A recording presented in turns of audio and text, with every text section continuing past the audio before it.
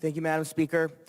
Also, as a small business owner, as someone who is going to pay the premium on these benefits that we're going to give our part-time employees, I am exceedingly excited that we are doing this. And we made a great case, actually, during the course of these amendments and during the course of the debate tonight of why small businesses need this. We heard in our discussion when we were talking about the free market that if employees want this benefit, they should go work for other companies. We've also heard that small businesses can't afford to offer these benefits. And Rep. West was nice enough to list off the businesses that give these benefits. They're all large Fortune 500 companies. We are putting small businesses at a massive disadvantage by not allowing them to give this program. And that's why we're offering this for all workers in Minnesota, including those who are working for small businesses. We've talked about how there's a worker shortage. And we heard in the many, many committees that this went through before coming here that this will actually help solve that. It's not a single thing that's going to solve that. That's happening all over the world and all over the country. But it will make Minnesota competitive for workers, especially in the younger sphere. Our own Commissioner Steve Grove said very specifically that especially young mothers who currently are not entering the workforce will, knowing that they have this benefit available to them. We have heard a whole lot about the cost, so I thought it would be helpful to break down what that cost is. We're talking about for the businesses themselves, they're going to pay 0.035% on the money that they pay their employees. That's 35 cents for every $100 that they pay an employee.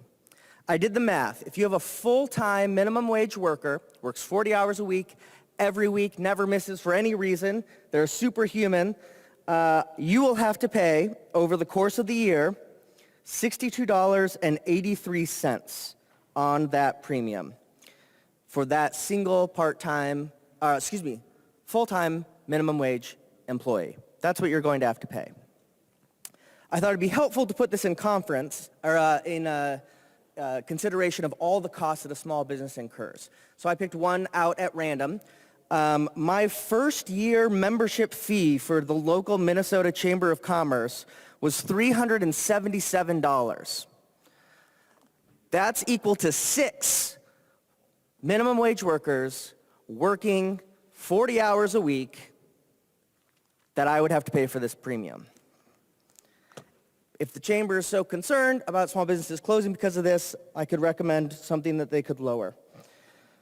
I would also say that small business owners can also use this benefit. So often, small business owners are the last line of defense, so to speak, when things go wrong at the business. But they also have family members that pass away, or they get sick themselves, or they have a child. Now they can actually receive pay when they can't go to their businesses. Small business owners want this. And I'm going to close something that's going to sound a little corny, but it's the heart of what this matter is. This bill is not about most of what we've talked about tonight. This bill is about love. And yeah, that sounds very corny, but the bottom line is that Minnesota workers love their family members and their friends who get sick, who get hurt.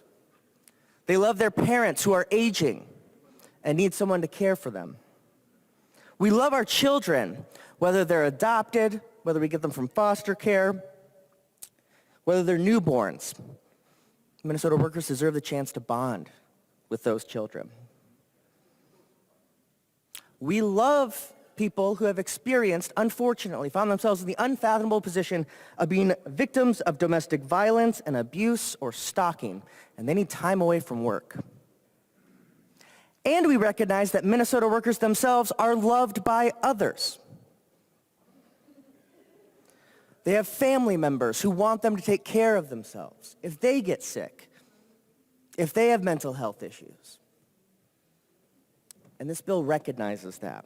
And it recognizes that all of those considerations, all of that love, all of those moments in Minnesota's lives are more important than money.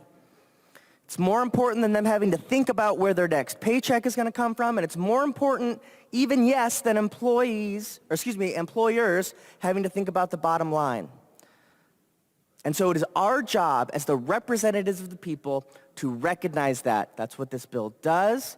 I'm so proud to be part of the caucus that is pushing this through. I'm so proud to serve with Rep. Richardson, who's done an amazing job on this. And Minnesota workers, we are saying to you loud and clear, and I talk to the Minnesota workers of the future who are going to move here because we protect them. You can love here in Minnesota, and you can work.